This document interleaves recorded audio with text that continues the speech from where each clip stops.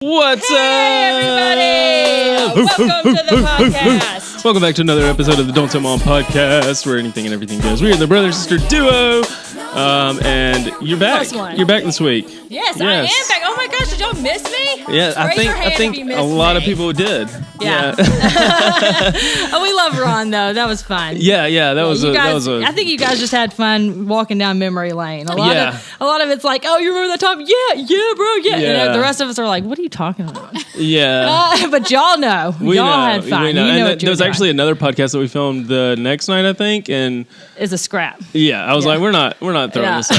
No. He was like, well, I just wanted to film it anyway. I was like, so literally I just hit record and then I never checked the camera again. Hey, it's cool though. I'm sure it was a good distraction from everything Ron had going on that weekend. So. Oh, totally. Yes. If y'all can't tell, if you're listening, we have my twin. If y'all are watching, you'll know Look why. At this. Don't tell Mom. Woo. You know, they didn't even plan that. They just showed up wearing the same thing. Oh my goodness. She's getting so freaking cute. Yeah. Not that she is here and she's cranky. She's a cranky baby, so Mom's going to hold her for a little while. If I get up, you'll know why. Hey, baby girl. And if y'all seeing any familiar faces on the screen as well, we have Danny. Danny is back. Yes, and he brought his wife with him. He brought his better half this time. His wife, Haley. This time I brought backup. Backup, yeah.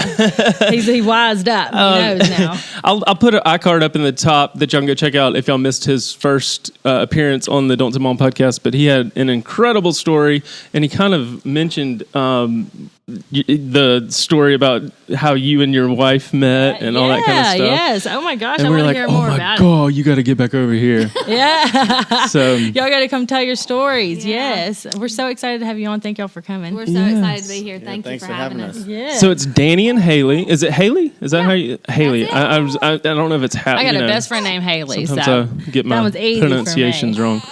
Down here in the South. But she's from here. Yeah. So give us a little. Hey y'all, look at that. God, the opposites attract. Yeah, they do. You got what do Northerners say? Yankee fever. This is so wicked.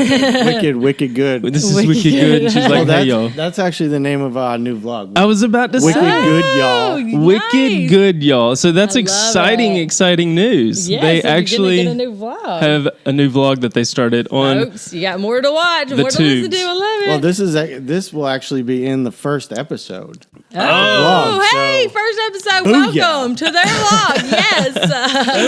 All right. So what is it again? Say it one more time. It's called Wicked Good Y'all. Wicked good, y'all. Wicked good, y'all. I mean, because up north you can't go up there without someone saying, "Oh, that's wicked hot out," or "It's wicked cold." You know? And down here, everywhere's like, "Hey y'all." So I said, "Let's team them up," and that's it. Yeah, that's right. Hey y'all, roll tide. My intuitive marketing. I'm just like, I'm seeing abbreviations. I'm seeing T-shirts. Wicked good, y'all. Merch. Yeah, I'm seeing that's gonna look good. Yeah, and the abbreviation WGY.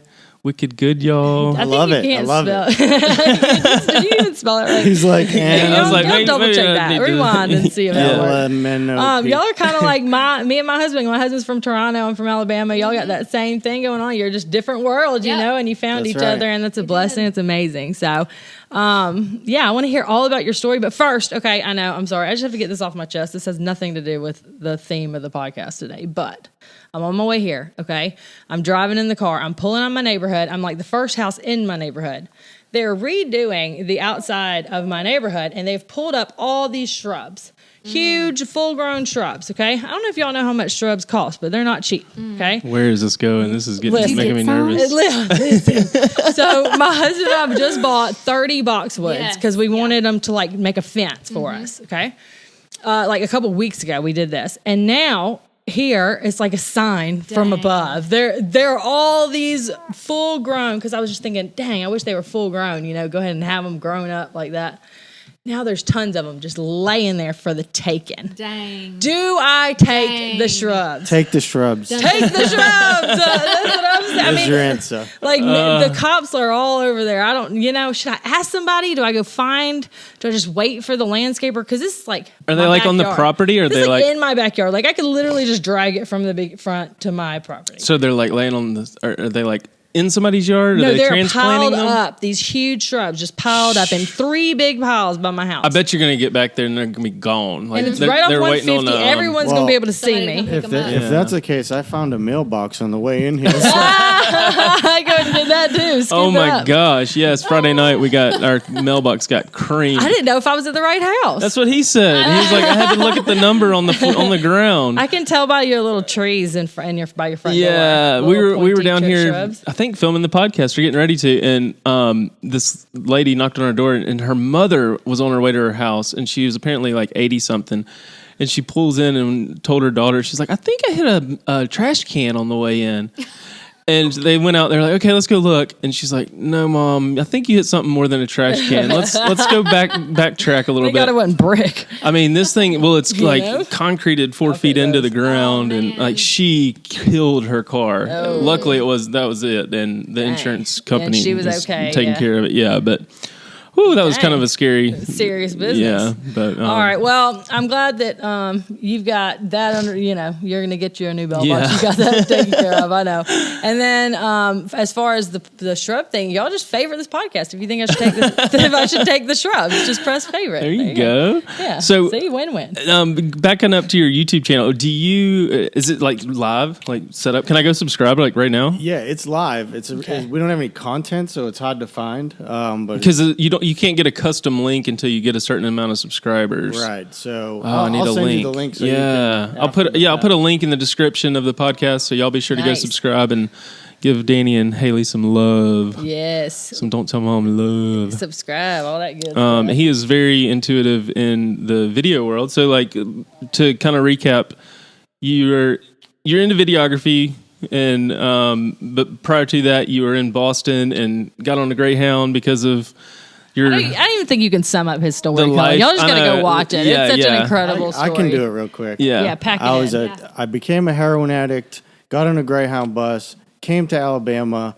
Graduated rehab. My 20th rehab. Met my wife. Now we live down here, and I've been here for 9 years. Is that good? That's like a Cinderella story. Rolled it up. Nice and neat. But so, okay, you met your wife in rehab? And I was in rehab. That's where she comes in? He was living with a friend. He had already graduated rehab and left to come take care of one of his friends. Okay, well, you know what? I've heard yours. I want to hear yours. Start from your perspective in the beginning. What's your story? He's told us you have an incredible story. Let's just dive into it. Do you want a short run through? No, I want to hear it all. Yeah, I want to hear the whole juicy story. Yeah, everything. all the deets. Okay, so I grew up here in Trussville, Clay area. Alabama, and I grew up with a normal family, had both parents in the home, kind of spoiled, and my dad worked a lot. And I remember really in 5th grade, this was kind of like, I didn't have any trauma until about 5th grade. So 5th grade, I went to a private school, and the private school was all of the people I grew up in church with. And I was the new girl, so girls were kind of being mean to me, and we went on this field trip to Camp Cosby. And Camp Cosby. Yes, yeah. you know it. That's Camp in Cosby is. Fort Payne or Mentone or no? I'm thinking Skyline. That's Skyline. Skyline. Yeah, You're thinking of Bill Cosby. he's great. Yeah. Okay. So and so we went on this field trip, and one of my friends was. Everybody was kind of coming down with colds and stuff because it was wintertime. And one of my friends was like, I'm not feeling good. Somebody had Tylenol cold and sinus, gave her Tylenol cold and sinus. And I was like, well, I'm not feeling good either. I'll have some. And then another girl asked me, she was like, I'm not feeling good. I said, well, here's some Tylenol cold and sinus.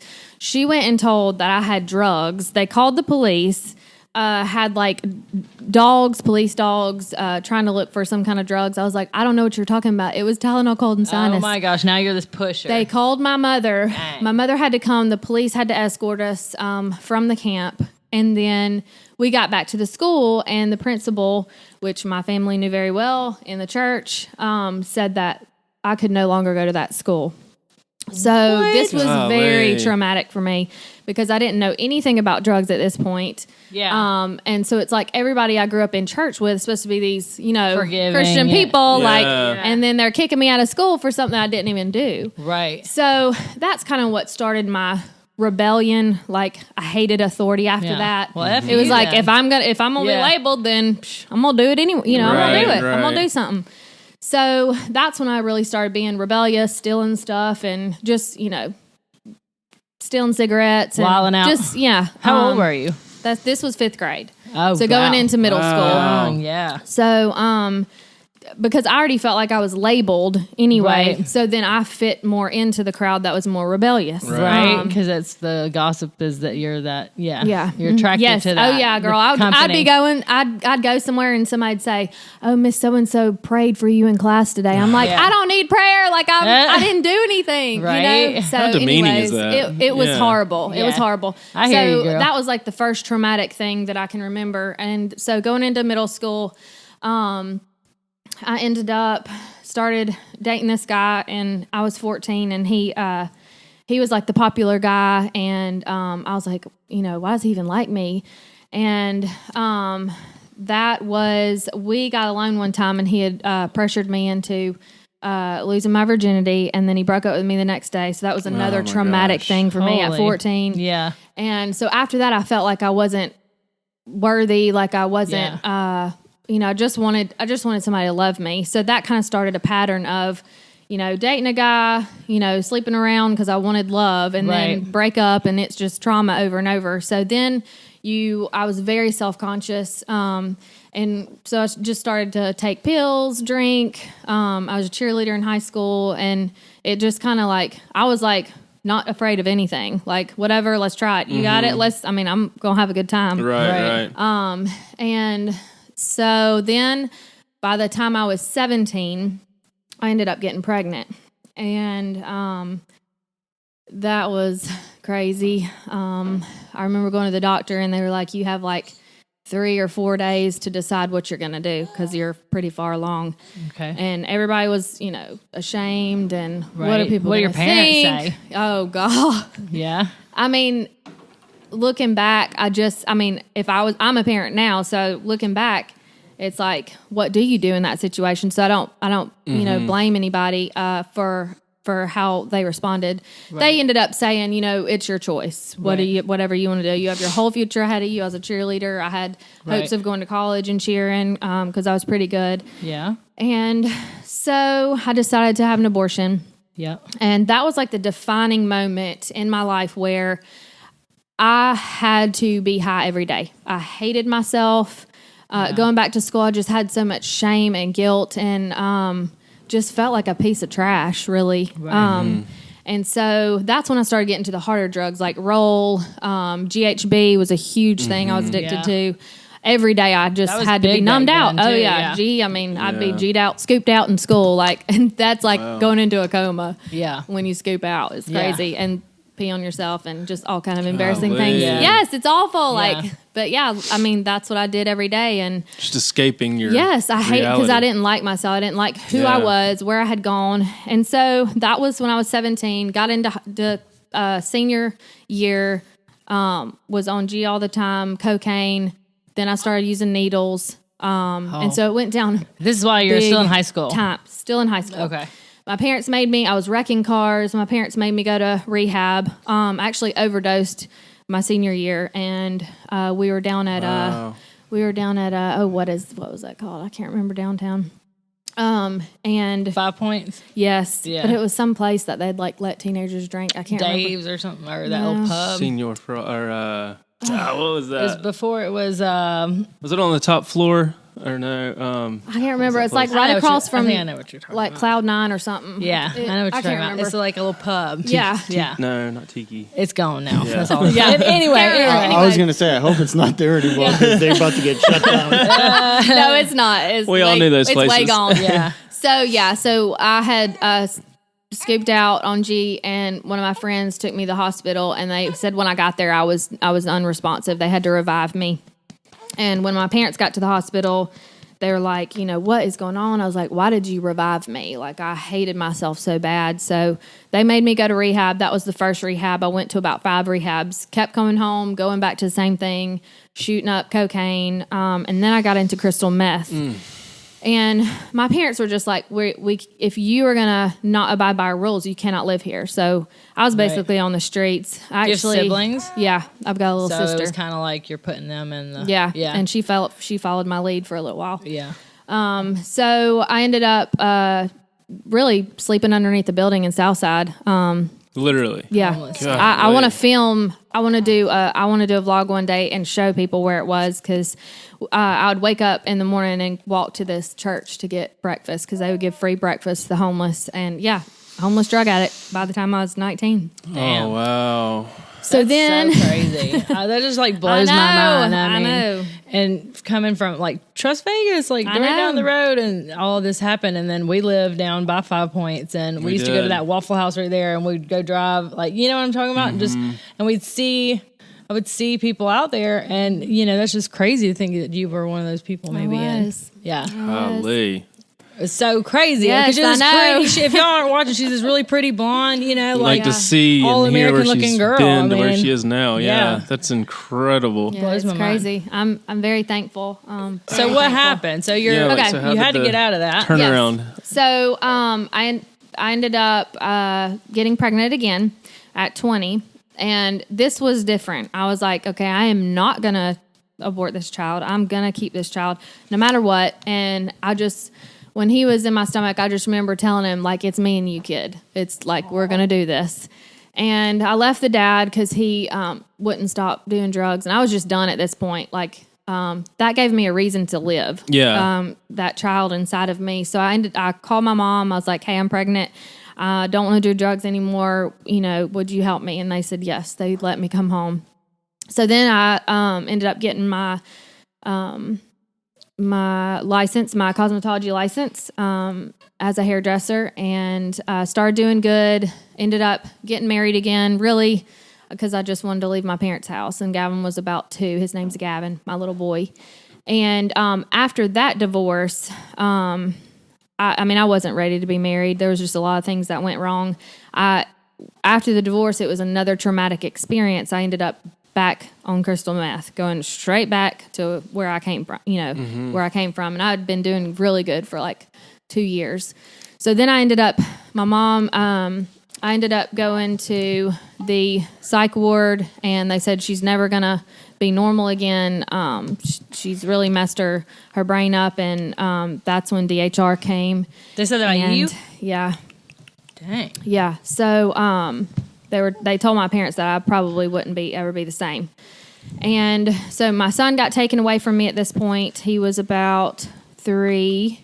And you're what, 23? Yeah. Something like that. And so much to go through. Yeah. So once my son, like I said, once I got pregnant with his child, it was like everything changed. I wanted to change for the first time in my life. I had a reason to live for. Yeah. And so when I went through the divorce, I didn't know how to handle that trauma. And so I went back to what I knew, drugs, to cover that pain up. Right. And so when I lost Gavin, that was it. Like my whole world, I couldn't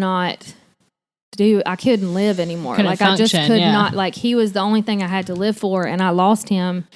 And so that's when I went to the Love Lady Center. And I've already been to 4 or 5 rehabs, so none of it worked. Because I wasn't ready. I was not ready. Yeah. I was being made to go. This was the first time that I actually went on my own.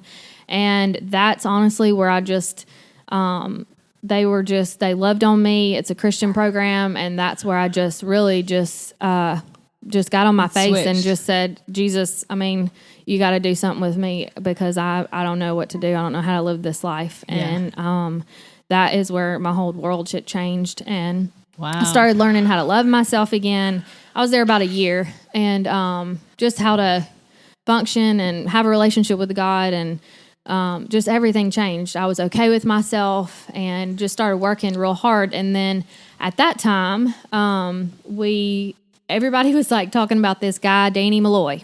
Oh yeah, and everybody's like, where he comes "Oh, in. you need to I meet can't this help guy." that. This rascal. Yeah, this yank. Well, so he was like, okay, so I was at the Love Lady, he was at the Foundry, and he was like all over the brochures at the Foundry. He was like their speaker guy, so a lot of people knew of him. Yeah. And they're like, you need to meet this guy, Danny Molloy. And I was like, I don't want to meet a guy. I'm done. Like, all I want to do is get my life together, my son back, and I'm good. Like, I'm done. I'm done going down that road. Yeah. Not interested. Yeah. Well, one day, I was actually praying about where, what I was supposed to do when I left the Love Lady Center, because I had already graduated. I was there for a year. And it's the weirdest thing I know, but I just heard like a voice in my head, like, say, you're going to get married. And I was like, what? Yeah. Like, what? Did I hear this? You're supposed to be a wife. Like, what? Getting wifed out. And I was like, okay, well, how the heck is that going to happen? Because I'm not around any men. I'm around 400 women. Yeah. Like, I don't go anywhere anyway. So I was like, okay, well, if that's your voice, then who is it going to be? And so I started praying about who it was going to be. And I went to this class one day, and the girl... Hold on, let me tell this part. So at this time, I had just graduated from the rehab here. And I filmed my testimony and put it on DVD. Yeah. And I think you remember from last time, I sent it out to random rehabs just as like hey, I'd like to share my story with you. Yeah. And at that point, speaking of the video stuff, Cullen, that was like the first video thing I ever did with a little flip camera. Was filming my story. So anyway, I sent the DVD to the Love Lady. And then you saw it. Yeah, so I went to class that day. The girl that was doing the class was like, oh my gosh, y'all, I forgot our curriculum today. Well, does anybody have Danny Molloy's testimony video? We'll watch that. And this girl in my class had the video in her room, and she went and got it. And when I saw his testimony video, like, I knew it was him. Like, I mean, there was just an overwhelming, like, I knew that was my husband. And I told my roommate, I was like, that's my husband. And she was like, girl, you're crazy. I'm like, I'm telling you it is. I'm telling you that. I'm telling you that's my husband. I had never even met him. Yeah. And then shortly after that, he had heard about me, that I had a testimony. He was filming people's testimony videos and putting them on YouTube. And so he heard that I had a story. And so he friend requested me on Facebook. And I was like, oh my gosh, this is getting real. Yeah. Like, what? Yeah. Sliding into your DMs. That's crazy. Yeah. And he just out of nowhere messaged you after you just said that to your roommate and never met him. Yes, never met him. That's so crazy. I know. love it. Like, crazy, bizarre. I mean. Y'all were drawn together. Yeah.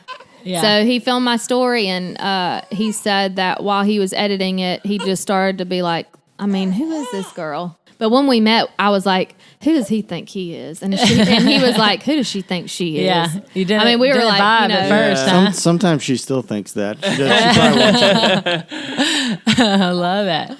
So that's it. Then you met, and so we he actually we were supposed to, at this time we didn't have cars. He was living with his friend, and then I was at the Love Lady Center, so you had to like get passes to leave to go anywhere. So he would borrow his friend's truck, and he was supposed to take me for my birthday to go to the movies, and then he ended up standing me up and went with his friend anyway. And I was like, that MF, I am never going to talk to him again. oh, okay. And then you texted me that next day, and you were like, something like, well, hey, stranger, or something like that. And I was so He thought mad. y'all were cool. I talked to him on the phone. I said, you know what? I feel sorry for you because you just sit behind that computer and you don't ever get out anywhere. Because I'd invite him places and he would never get out. And he goes, well, I just think you like me. And I was like, my only social interaction with people was like, I started just becoming like the video guy. Yeah. So it was like, I looked at it like, I have this social life. And other people looked at it like, dude, you sit just there a and video edit. That's all you do. so that got us talking again. And like 2 months after that, we literally went to the courthouse. He borrowed a truck, came and picked me up at the Love Lady Center. We went and got rings at the Galleria.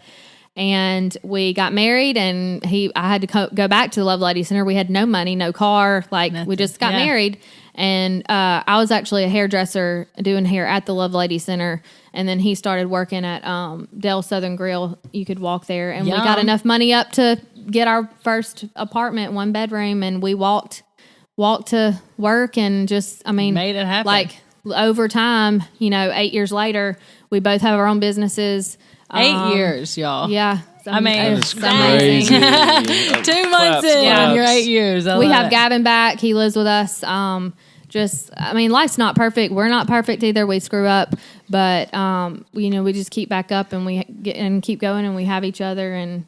Yeah. So you got your son back? That's amazing. Yep. I think it's incredible how many times. I want to cry. It's like a lifetime especially movie. sitting here holding this baby. I'm just like, golly, this is so inspiring. Yeah, but I think it's inspiring and incredible how many times your, not necessarily your choices, I would say, but I mean, yes, your choices to a certain point. Missteps lead your you missteps, and where you came from. How many times you've had to just essentially restart from ground zero and build back up. That you just, when you're so young too. You just had 4 different things where you had to literally start from scratch. Had the clothes on my back. That's so inspiring. Yeah. That's so crazy. It's like prom queen and king of recovery. I love it. I'm recovery. serious.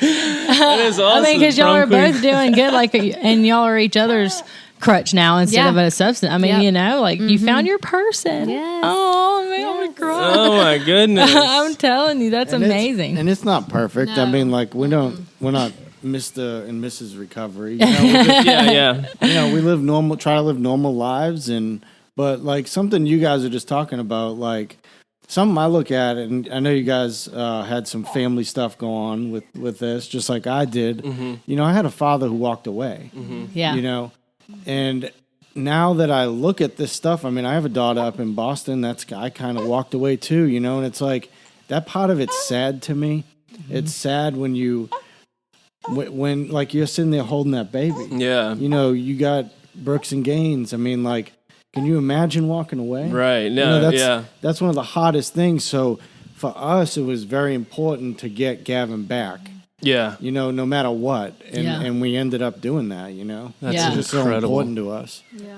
And it's not like it's some easy thing to overcome. Addiction is serious. And when you're in it and it's got you by the balls, you know what I mean? You can't get out of it. And just the fact that y'all are both out of it and you got out of it, it shows that you can do it. You know what I mean? So it's definitely inspiring. I know a lot of women that were that have been to the Love Lady have gone through that process and still, failed after they got out or, didn't have it. And it's kind of like, well, who's to say who has enough willpower for this? You know what I mean? How do you pick and choose who's going to survive and who's not? Because a lot of times, you go through a process like that and you're clean for so long and you get out and you have that bad experience that sets off the trauma, that sets off the, your reason to use and go and use. And that would be the last time you ever use. You're like, one more time. You've been clean all this time and now it's harder and stronger or whatever. Right. And that was it. You know what I mean? It's crazy. I'm so proud of you. I don't even know you and I'm proud of you for making it. Thank you. I heard about a friend of mine that, just same story as, not same story, you know what I mean? But she's from a young age, losing her virginity real young, setting off this path and being around certain company that led her down this way. And she was absolutely beautiful girl, super likable, popular, you know what I mean? Just super cool chick.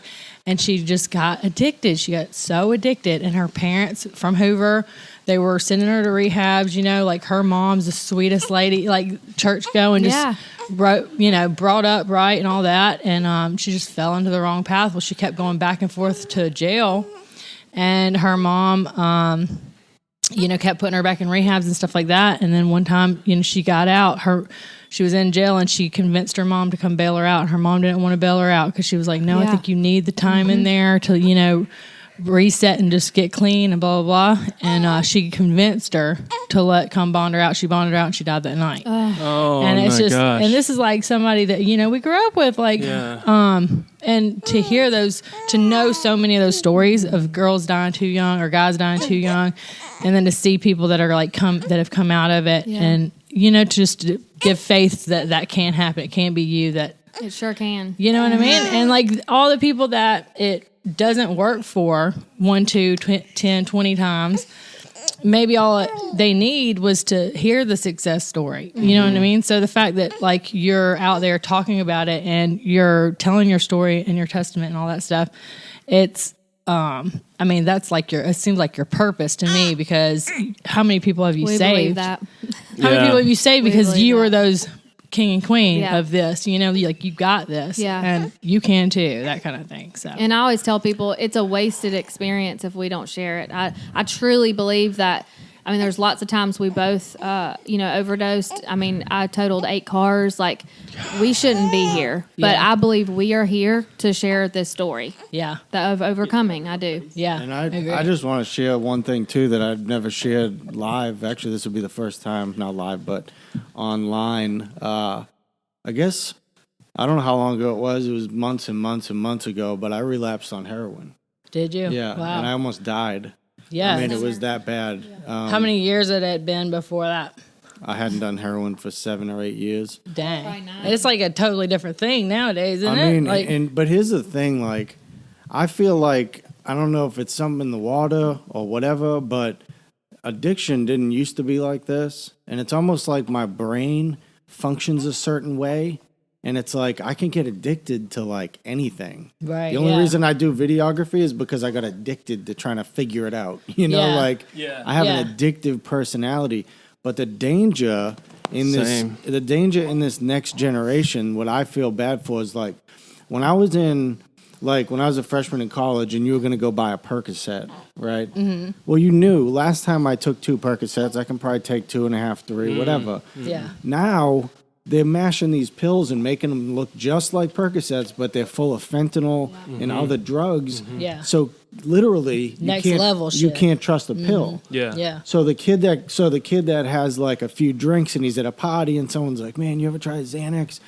And it may not even be a Xanax. You know what I'm saying? But he's like, "I've had one of those before and it was fine." Yeah. Yeah. Like so we're in a different type of environment now. We're in a different generation. These drugs are flooding into this country. Fentanyl, I mean, I could go through a list of people. My cousin overdosed. My buddy Dave overdosed. My other buddy went to prison for meth and then got out and hung himself. I mean, like, all the people I knew growing up are dead.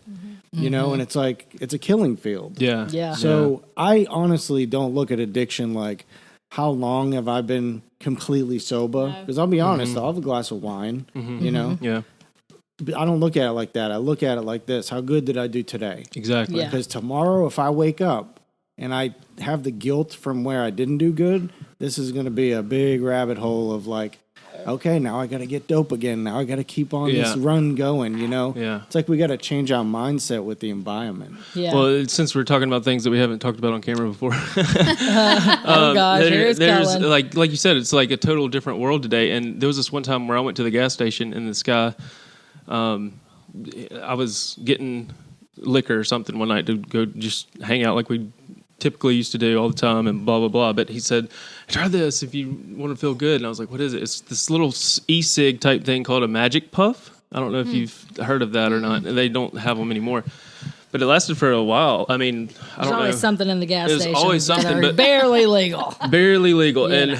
And I was thinking it was just going to be like, you know, taking a hit of a nicotine stick or something like that. And I literally hit it one time and like felt like I was like about to fall over. Like it's that funny weed, like the it was fake like a weed or something. Synthetic like spice type stuff. Spice. Oh yeah, spice. But I like after I realized that I can get this at the freaking gas station, and me it's being legal, so it should be fine. Yeah. And me being the same personality type, like I can get addicted to anything, or I want that more and more. And I started building a tolerance for it.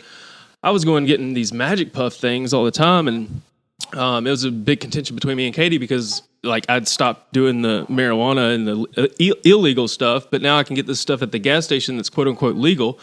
And then like several months later. It's the mindset, though. It was a total mindset. But like, how do I get up today? Right. Yeah. And that was my whole goal. And that's where my whole like, okay, I'm gonna stop by this place every time I pass by there. I'm gonna make a trip over, out of the way to get there and get it. And but yeah, they ended up busting some warehouse in Pelham that was like making them illegal. And then they'll come out next week with something that's the exact same thing, but just one chemical different, and then sell it to you. Yeah. But that kind of leads me into my next question is, and something that because of my addiction issues in the past, with our 11 years of marriage now, and y'all have heard my story if you're listening. Or our story is, me not telling her up front everything to begin with. But I guess the trust factor.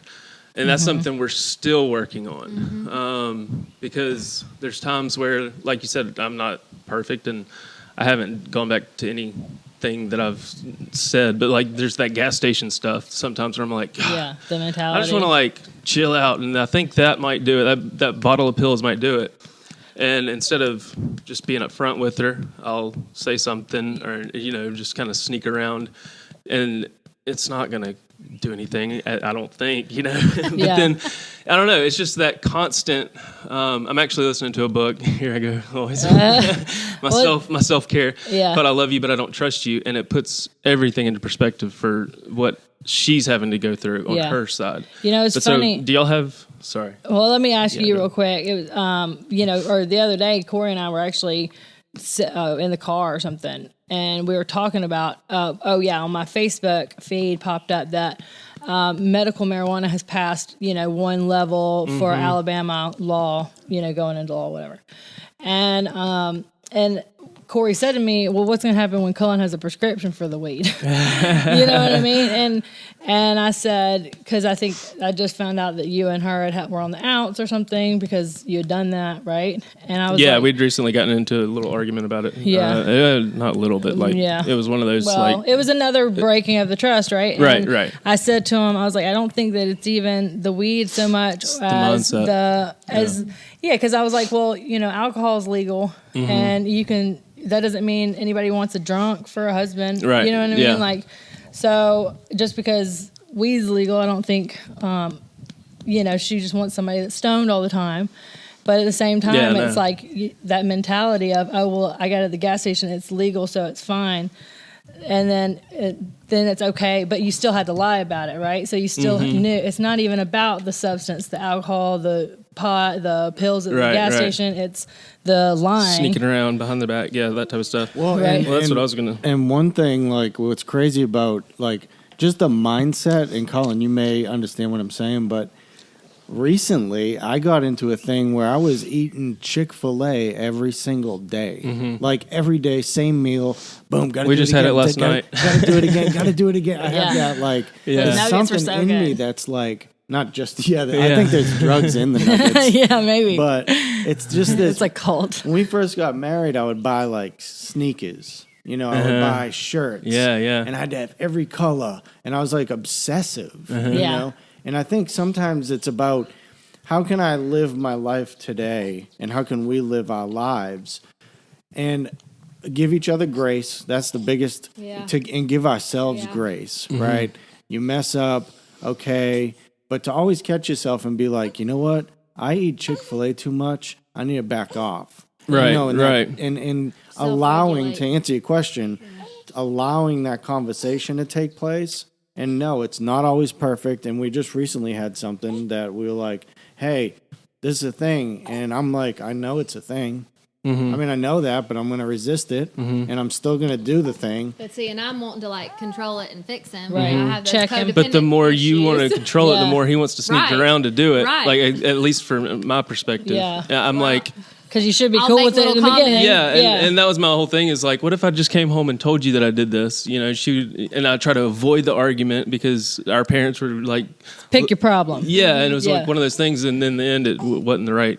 It's like, I'm not a bad dude. I feel like I know right from wrong, but there's just those certain slip-ups that I'm just like, granted, I was going through some like emotional stuff with thinking about dad and getting rid of the truck. You remember Miss Moore, the counselor, the drug counselor that was on? Yeah. And she said something like, well, if it's going to cause any hurt, well, why even do it?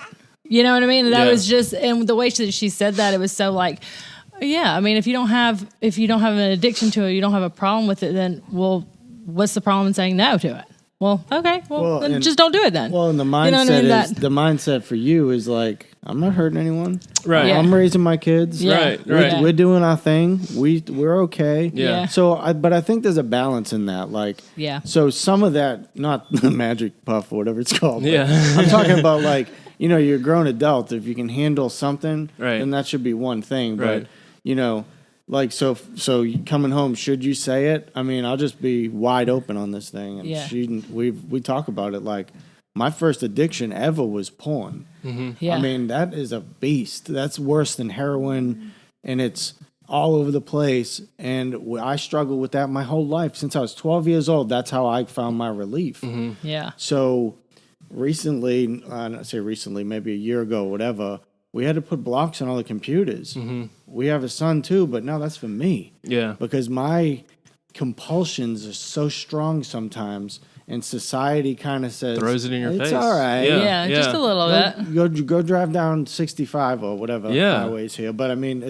women in their underwear. It's all over the place. In the mall, it's like, back in the day, you wouldn't see that stuff. So for guys, it's a lot harder because they got to see it all over the place. Yeah. You know?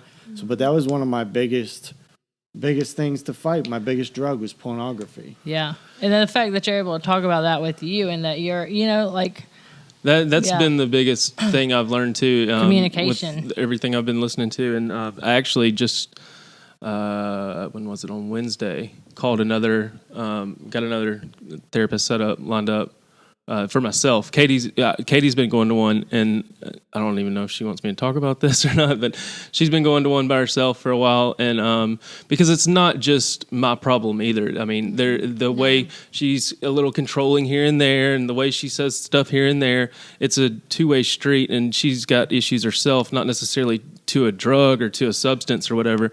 But as far as us being together and working together, granted, like, the whole thing is my fault from the beginning, but just learning how her brain works and how my brain works is important. And so we went together this last time, and it was like a crying session. Yeah. And I was so just like drained after that. Like, I just did not want to do anything. I think I went to bed at like 7:30 that night. But I ended up calling another guy, and he's like a well-renowned guy around here. So I'm excited. Like, she was like, "What are the chances?" The therapist, she was like, "What are the chances of you calling this guy that I mentioned?" I was like, 100%. 110%. Yeah, you liked him. You clicked. Well, I haven't even met him yet, but she just recommended him, and I was like, I've done the you're on board few NA meetings, and I've done the self meditation and the reading the books and listening to the podcasts and watching the YouTube videos and that kind of thing. But thinking you can lick something yourself is probably your first mistake, thinking help. that you can do it. Like, I swear, like, people and need just people. the camaraderie, like, that's the best medicine is somebody sitting across from you, especially somebody that's done it or been there. You know what I mean? Like, just being able to talk about it and get it off your chest, I think, is huge. And a lot of people bottle it up and don't do that. And the one thing that people that are stuck in it don't want to do, like, because you've always heard that, like, before you do it, call me. Mm-hmm. And I'm like, right. Sure, buddy. Yeah. I'll give you a call. Yeah. That's not when I'm mentality. high. Yeah. You know? Yeah. But that's You're the last thing, like, person I'm thinking. Finding someone who can give you grace, that's the thing, because the grace is what is going to make us unafraid. Right. And say, that guy's he's not hardcore Mr. Recovery. Mm-hmm. He's a normal person. Like, I think the biggest thing missing in the whole recovery thing is people saying that they relapsed and that they went back. And this is a lifelong thing for me. Yes. I was 7 years with no heroin, and then I almost died. Mm-hmm. Right. I woke up on the floor 4 hours later. I had bags of heroin everywhere. Just because that one voice in your head that boom, day. You can get it, go get it, just do it, and that's it. And then, for no one me, will know. Yeah. No, and it's like, this canon does happen. I could be dead tomorrow. Yeah. We never know. So I guess what I'm saying is... Please don't be. Please don't be. Well, we got that vlog, so I can't. Yeah. Got that accountability now. Yeah. But for me, it's like, I have a lot of people in my family, were just drug addicts their whole lives. And sometimes they did good and sometimes they didn't do good. And we're all still a family. I think that's the most important thing, knowing that you have a home, you can come here. We are going to have to make changes, and they're going to be gradual, but there's also grace around that. Yeah. Mm-hmm. Because when you're so hardcore, I mean, if you don't have grace on yourself, you can't give it to anyone else. Right. Mm-hmm. So, like, Katie's drug is fixing Cullen. I mean, essentially, that is a drug. You know? Yeah. How do I control and do that? Yeah. And do you want to speak on that? Which she's gotten so much better about after the past year and a half, 2 years. I mean, and there's been times where, like, even she's been like, okay, do what you want to do. And the first time she said, okay, do what you want to do. And I was like, she gave me free reign. And I went buck wild. I was like going and meeting the dealer, and she was watching the kids. And, I still had a little bit of that like bad guilt. But at the same time, I was like, let's smoke. Let's do this. Da, da, da, da, da. And then it got to where it was just out of control. And then there's those times where it's like, I know you're lying to me. If you just would be honest with me, now, then it won't be that bad. And that's when she shows that, when she says that, as opposed to, what are you doing? Da, da, da. When she says, look, I know you're lying, and just be honest with me, I'm more inclined to do it. I'm more just like, okay, I'm sorry. That's like you know like, how we'd always say, so Dad, crazy. it's so much better when Dad, or it hits us so much more when Dad says he's disappointed than when he's sitting there yelling at us. Yes. It's like, just yell at me. Don't be disappointed in me, because this is when it really hurts. Yeah. And you can definitely tell, as far as Katie's concerned, you can tell how much she's progressed and where she is in her journey. And if anything, that should inspire you to do better on you. Yes, like, 'cause she's doing, you know what I mean? Yeah, when she backed off and started focusing on herself, like on her She's like, channel. screw Cullen. She's like, on him too I long. can't fix him. There's got to be something with me going on. And so she started doing all this inspirational stuff on her channel, and I was still doing all this other stuff behind her back. And then I stopped, and I was like, wait a minute, she's getting her shit together. Yeah. Maybe I need to like get my over shit together. It was like motivate, And so it does go out to anybody listening. Like, that says a lot. If you're going through this in your relationship, it focus on yourself first, because that's all you got at the end of the day, really. Yeah. And then everything else will kind of fall into place with the grace and the. Yeah. But did you want to elaborate on something? Well, I struggle with that too. Just giving myself grace. I'll beat myself up when I do something. I'm real hard on myself, but then I'm also hard on other people. That's one of my expectations are so high, and that's what I struggle with. But yeah, that's one of the things we've been working on recently. Like, literally this past week.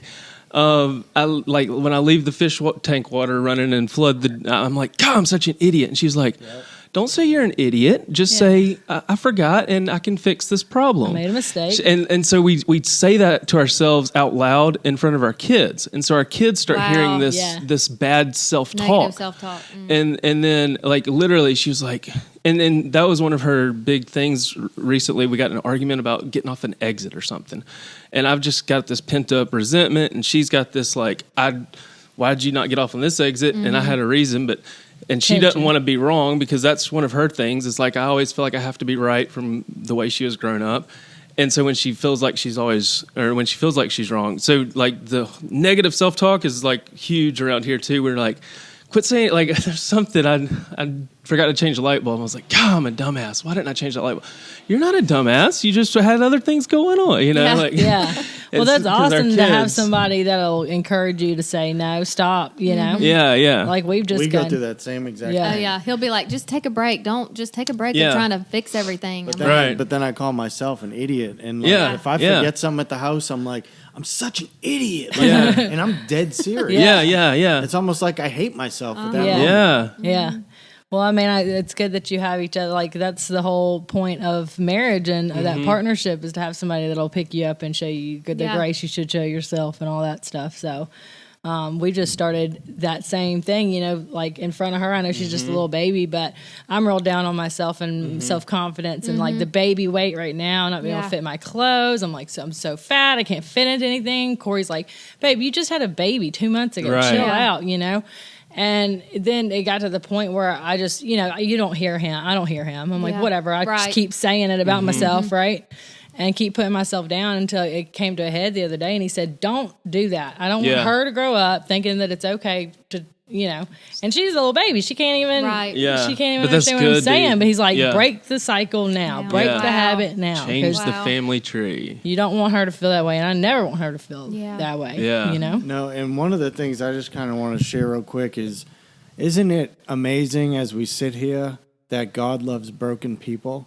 Yes. I mean, when you think about this, He works his best when we're broken. And if someone says they're not broken, they're lying, run the other direction. Because I'm telling you what, like, people will act like they got it all together, right? And what I'm finding, whenever all these struggles I've been through my whole life, I just see the beauty of a God that just loves me anyway. Right. Yeah. He loves me. He's like, no, don't call yourself stupid. He's a good father, And it's like, Yeah. I just want to be more like that as a father. Yeah, you know? right? Yeah. So. Make yourself as close to that as you can, and you'd be doing all right? God, there was a verse that touched on that. I was looking at Haley's Facebook profile and I go scrolling through, looking at stuff. I was stalking her, and I was like, God, that was, I was like, Cullen, so good. She's right here in the moment. In the moment. I know, man. Come on, Cullen. Humble yourselves in the sight of the Lord, and He will lift you up. James 4:10. Yes. Cullen's like a millennial. So he's like, I don't want to ask her. I want to go on her Facebook and see it. I'm doing research. I'm multitasking. Right? If you don't humble yourself, then He'll humble you. That's right. That's right. The moment I think I've got it, like something will happen, and I'm like, dang. Talk about stalking. Like, well, we know everything about you. Yeah. Literally every videos and vlogs. Yeah, what were you thinking? Daily vlogs for 7 years. Gosh, I don't. The whole world. It's that addiction. It's an addiction. And like I literally, once I got hooked on it, and then the first year was done, I was like, okay, I got a year. That's what I said I was going to do. Then I was like, I want more. Give me more. And it's like we were talking about before the podcast started upstairs. This is, I used to like bounce around to jobs. You know, I had one for 6 years prior, blah, blah, blah, but I was still bouncing around extracurricular stuff. But like this is your baby. We're on episode 45 consecutively. The social media, the YouTube world, everything is like my newfound addiction, and it's been the best thing that has happened to me and my family and us. Like, let me tell you something I think about YouTube and your chosen path here, okay? Because I just started doing it a year or so ago and all that too, and for me, twice a week maybe if you're lucky, you know what I mean, at a podcast, and that's it. That's my limit. But you got so into it, and I just think that like. Wait, shit, what was I going to say? I lost something my about thought. YouTube and doing it every day and chosen path. Let me tell you something about YouTube. Yeah. The way I chose this path. I don't even remember. This is what I was going to say. I remember. You know, you just had to pass and then it'll come back to you. So this is what I think you did it for. Like you got into this relationship. You're a very social butterfly, right? I am too. We're the party people, whatever. This social media influence in YouTube, it gave you a way when you moved to Florida, it gave you a way to still be social and to still feel like you're that social butterfly and you're that person, you know, it gave you a way to do that without leaving the house.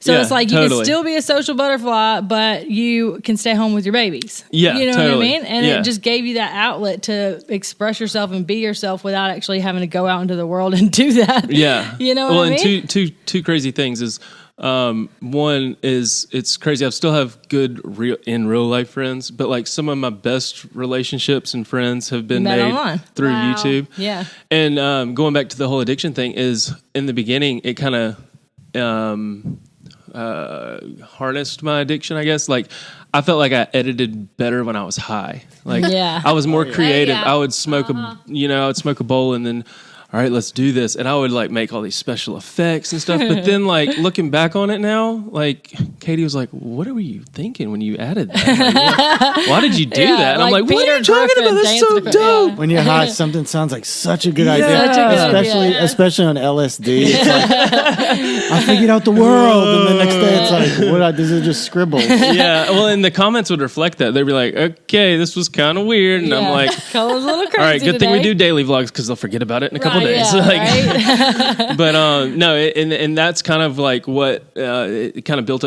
up for so long, and then like everybody watching and listening probably could kind of see the tension between me and Katie grow over the years and stuff like that. But now that that's what you're opening, that's what you open yourself up to. Yeah, though, is like all of it, you know. It's just crazy how it all works out. But it is fun, and I'm super excited for y'all. You're gonna love it. It is fun to do and to be able to look back on stuff. Wicked good, y'all. Wicked good, y'all. It's gonna be so good. Like, and then just this season of your life, and that's why I enjoy doing it. I don't get all crazy on the editing and like the weird stuff like Cullen does, but I've definitely enjoyed it, and I love the fact that I'm going to be able with her to look back and see these little videos and these memories, and you know what I mean.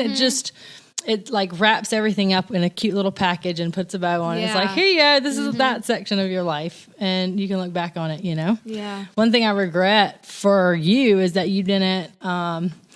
didn't film more of Dad. You know what I mean? Like, well, and that, yeah, I know. I'm glad. I wish you had done this sooner. Well, and it was always one of those things where Dad didn't understand it, so it was like kind of awkward to do it around him. Yeah. But towards the end, he didn't give a damn what we filmed, and he was like making Trixie up these. Don't care. Yeah, his name was Trixie. He had these like because he was going through chemo, losing his hair, so he put on a wig, and he had this nickname called Trixie, and he had these personas, and he had these like skits and stuff, and I was like, he gets it, yes. Yeah. But like the end of his career or life or whatever, that's what I captured the most of. And Ron was just here this past weekend, and his dad passed away in the last podcast, if I missed that. But he said, I've been around Cullen for so long doing these videos, and I try to influence people to like post more pictures. Camera. Yeah, take a selfie. Don't worry about what people collect think. memories, not things type thing. And he even said that. He was like, one thing I regret is not having more of my dad on camera to go back and look at. So, wow. Yeah, well, Gaines and Brooks are going to have plenty of y'all. That's right. I can't wait for them to look at how crazy we were growing up. I want to see how crazy my parents were, Yeah, I love it. But, so it's a journey. Y'all are going to have so much fun. I've only been doing a little while, and I love it. I think y'all will too. Y'all have the personalities for it, I can't wait to watch your first vlog. So what's the plan? Y'all tell us when you're going to roll it out. Schedule? Still working it out? Yeah, we're still kind of working it out. I mean, that's the thing. You just got to start doing it. We just brought the camera out for the first time today, so this will probably be the first thing, and then we'll roll through it and see how it goes. I mean, there's a little different than being a videographer because it's like, I know the plan. Like, I know, the vlogging's like, no, the day is the plan. Yeah. This is the plan. Whatever happens. So. Yeah. I love it. Well, congratulations, you guys, on that. I'm super excited for you. I can't wait to watch. And everybody go and subscribe. Cullen's going to put the link in. Yes. They've got a lot of exciting things coming up. New channel and new podcast. Are y'all even going to think about going the podcast route? Possibly eventually. Eventually. Yeah, eventually. Yeah, we've got this set up. Kind of one thing at a time. Side hustle. Yeah. Do y'all have Instagrams or anything y'all want to plug? Yeah, we have personal Instagram. Danny JDM, the number 4 given. JDM 4 given. And mine's Molloy Haley. Molloi.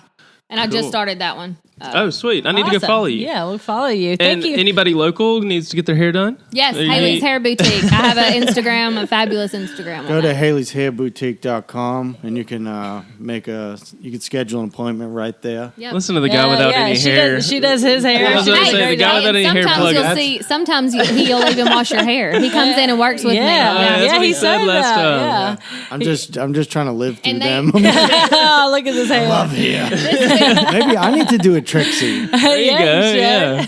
This week I had clients saying, "Where's Danny? Why is he not here today?" Oh, looking for you. He gives a really good shampoo. Okay, we're gonna have to come in and get our hair done. You should come by. There you go. It'd be kind of weird if somebody you knew. Yeah. You know what I mean? Like, hey, it's good to hang out with you. I guess with each other. I don't know.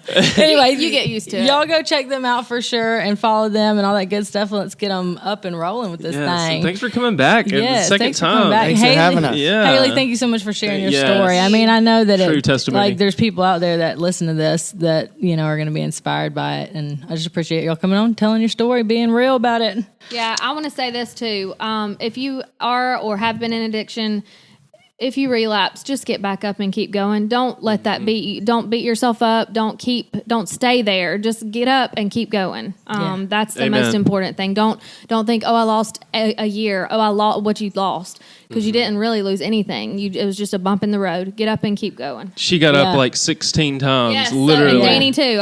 Literally. Y'all keep going. That's so crazy you said bump in the road. Dad used to tell me it's just a speed bump, baby. It's just a speed bump. That's crazy. Well, thank y'all so much for watching. And thank y'all all for watching and listening. And thank you for coming. Y'all definitely favorite the podcast. And then check us out. Subscribe, follow, like, all that good stuff. Y'all know the drill. The number 2 podcast in the world. Number 2. Yes. Working on number 1. And then, of course, go to our website for adorable baby merch. Look, she's sleeping. Don't tell mom. Merch. Don't tell mom coffee milk. all the good stuff plug, over there. Plug. And Southern Fried Maple Leaves and Cullen and Katie.